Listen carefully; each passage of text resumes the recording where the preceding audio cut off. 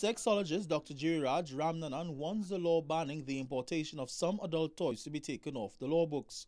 Dr Ramnanan, who is known as Dr Raj, says with the recent enforcement of the law by Customs, he's looking at his options to challenge the law.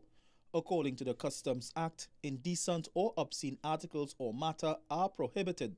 Speaking at his adult shop and clinic in St. Augustine, Dr Raj says these laws are archaic.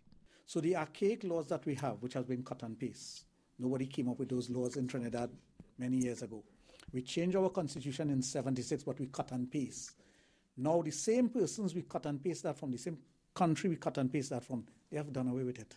We still hold on to it. We need some politicians with testicular fortitude to say, here what, these things need to be taken off or stripped off the book.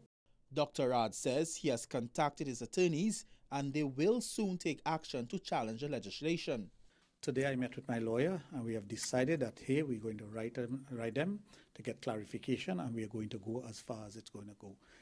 The self-proclaimed sex doctor says although people see these toys as being only for pleasure, they are used for medical purposes as well.